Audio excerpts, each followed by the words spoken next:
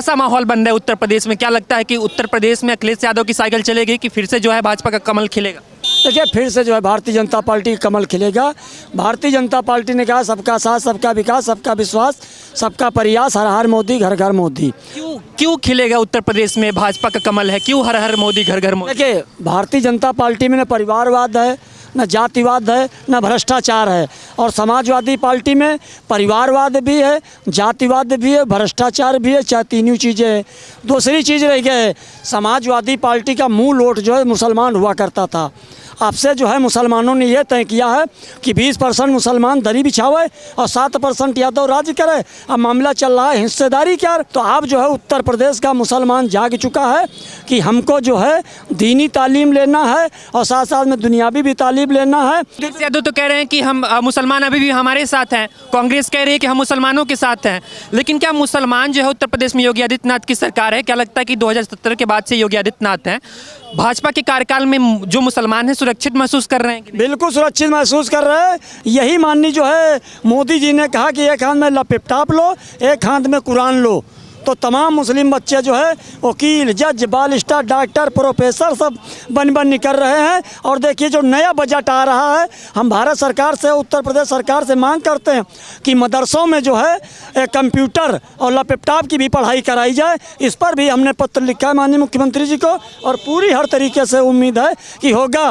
बाकी बड़ी जिम्मेदारी के साथ हम कहना चाहते हैं, अखिलेश यादव के परिवार के ही केवल 5 यादव सांसद हैं और यादव उत्तर प्रदेश के सांसद नहीं हैं। और बड़ी जिम्मेदारी के साथ कहना चाहते हैं कि 27 में अखिलेश यादव जी 27 सीटें नहीं पाएंगे। ये तो 22 सीटें भी नहीं पाएंगे अखिलेश यादव। 22 सीटें भी नहीं पाएंगे। उसका कारण हम आपको बताते हैं, 2014 में यही लाल कापी लेके निकले थे कि आरक्षण खत्म, संविधान खत्म। तो जब आरक्षण संविधान की बात करते हो, अनुसूचित जाति उस मुसलमान के साथ में, तो आप रोड पे कोई मुद्दा आता है तो रोड पे क्यों नहीं उतरते हो? रोड पे इसलिए नहीं उतरते, सीबीआई से ज़्यादा डरते। कहेंगे भाजपा तुम्हारी, बयानबाजी तो चलता रहता है ना ट्विटर और फेसबुक के माध्यम से। ये बताते, ये कहेंगे भाजपा तुम्हारी दुश्मन है। हम मुसलमानों को मतलब एक भयभीत करती है समाजवादी पार्टी कि मुसलमान तुम्हारा दुश्मन है। बाकी तुमने हमको क्या दिया है? नेता विरोधी दल विधानसभा में माता प्रसाद पांडे, विधान परिषद में नेता विरोधी दल लाल बिहारी यादव, प्रदेश अध्यक्ष श्यामलाल पाल, राष्ट्रीय अध्यक्ष अखिलेश यादव, नेता सांसदीय दल के नेता अखिलेश यादव जी, राज्यसभा नेता परिपक्ष राम गोपाल यादव। मुसलमान है कौन जिम्मेदार? क्या लगता है चाचा? मुसलमान तो हिस्सेदारी की बात कह रहा है। 7% यादव और राज्य करे, 20% मुसलमान दरी बिछाए और जो है दिखाया जाए भय कि भाजपा तुम्हारी दुश्मन। यही सपा कांग्रेस, सपा का बसपा का गठबंधन था और माननीय मुलायम सिंह जी ने लोकसभा में कहा था कि पुनः प्रधानमंत्री जी को मैं दोबारा। अखिलेश यादव पे तो परिवारवाद के आरोप भी लगते हैं। देखिए, परिवारवाद का आरोप जरूर लगता है बेसिकली जो है, लेकिन परिवार ही आरोप है कि सच्चाई है, ये आप बताइए। आरोप है कि सच्चाई? परिवार ही सबसे बड़ी कुर्बानी भी देता है। आज आप खड़े हैं ना बेसिकली जो है, तो आपके पीछे आपके परिवार का खून पसीना लगा होगा बेसिकली। यदि आप किसी बड़े पोस्ट पे जाते हैं तो मैं कहता हूँ 10-5% यदि आपकी मदद भी कर दी जाती है तो इसमें बहुत बड़ा पाप नहीं है जो है। सवाल खड़ा होता है कि मुलायम सिंह यादव भी उत्तर प्रदेश के मुख्यमंत्री रहे और अभी उत्तर प्रदेश का जो मुख्यमंत्री चेहरा है समाजवादी पार्टी की तरफ से अखिलेश यादव है, तो क्या ये पीढ़ी दर पीढ़ी चलता रहेगा?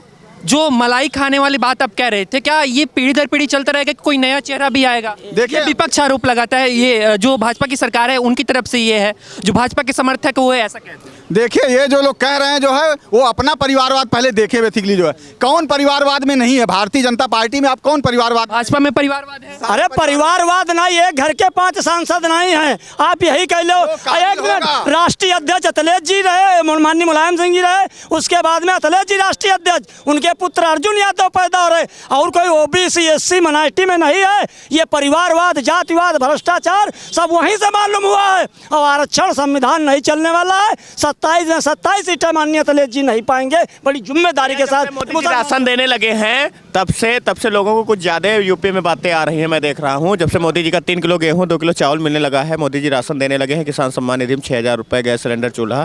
तो मोदी राशन जो मिलता है 3 किलो गेहूँ और 2 किलो चावल, उसका इफेक्ट इतना ज़्यादा हुआ है कि लोगों के जेहन में बहुत ज़्यादा बातें बहुत ज़्यादा आ रही हैं। लगता है मिलनी चाहिए कि नहीं मिलनी चाहिए? क्या राशन नहीं, राशन तो डबल होना चाहिए, मिलना चाहिए, लेकिन देश के जब भी अभी American Indian 50% rule, tariff rules follow हो रहे हैं इंडिया में। आप लोग पढ़े लिखे हैं, यंगस्टर्स हैं, समझते हैं। और इंडियन इकोनॉमी भी अकॉर्डिंग डॉलर 5.7% लेवर है, फाइनेंस मिनिस्टर साहब बता रही हैं। तो अभी तो हमारे जो मोदी जी 3 किलो गेहूँ 2 किलो चावल दे रहे हैं, किसान सम्मान निधि किसानों को 6,000 रुपये दे रहे हैं, किसान क्रेडिट कार्ड का भी 3 लाख से रुपये बढ़ा के 5 लाख कर दिया है मोदी योगी जी ने।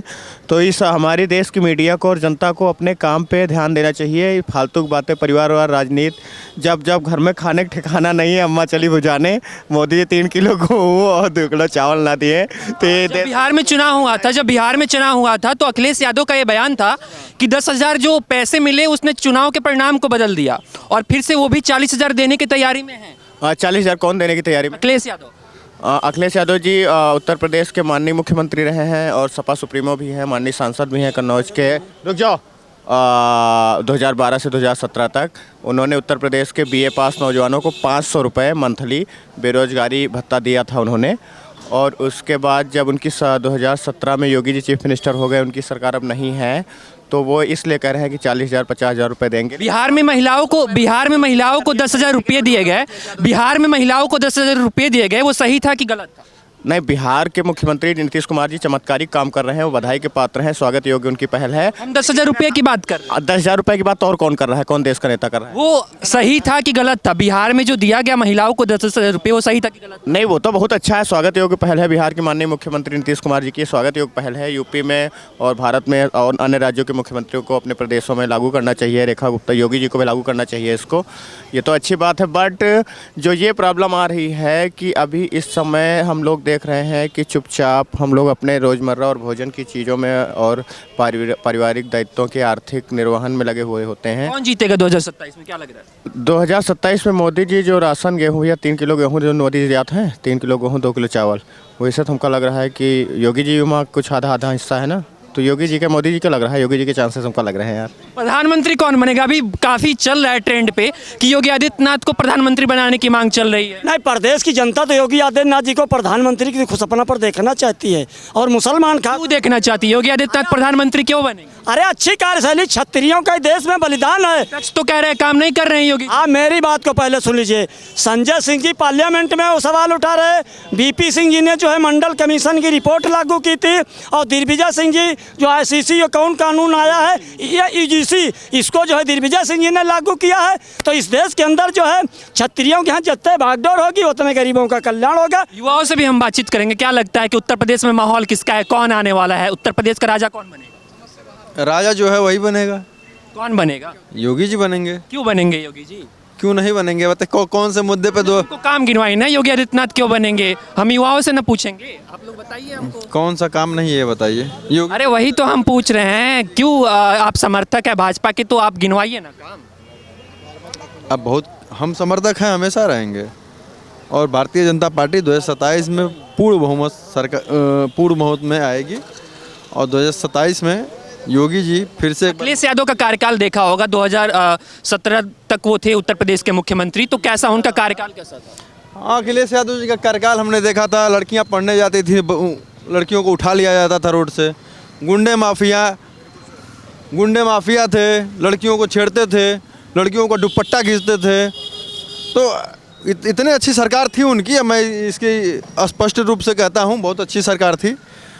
और योगी आदित्यनाथ के कार्यकाल में माफिया दिखा दीजिए कहीं। आगरा एक्सप्रेसवे पे जब राष्ट्रीय अध्यक्ष सपा के जो हैं उनकी सरकार थी, और एक 14 साल की लड़की के साथ बलात्कार हुआ, और किया किसने? यादव बिरादरी के लड़के ने किया, कार से वो, और तो उसका आज तक तो उस पर कोई कार्रवाई नहीं हुई। सरकार थी अखिलेश यादव जी की, तो इनकी सरकार में यही होता है, लड़कियां पढ़ने जाए तो उठा लो, लड़कियों के साथ छेड़खानी करो, दुपट्टा खींचो, तो चोरी डकैती जो आप देखिए कितना घट चुका है आज के डेट में। देखिए कितना घटा हुआ है योगी जी सरकार में। जो इस चौराहे पर करेगा, अगले चौराहे पर गोली मार दी जाएगी, इनकाउंटर हो जाएगा। एक सवाल मेरा रहेगा चाचा, एक बार फिर से 2021 में किसकी सरकार थी, एक बार फिर बताइए। 2021 में भारतीय जनता पार्टी की सरकार थी, योगी आदित्यनाथ मुख्यमंत्री थे। और 2017 से पहले किसकी सरकार थी? 17 से पहले 12 से 17 अखिलेश यादव जी समाजवादी पार्टी। अखिलेश यादव के कार्यकाल में गायत्री प्रसाद प्रजापति पे रेप के आरोप लगे थे, उस समय उन आरोपों को दबा दिया गया, 2021 में गए थे जेल वो।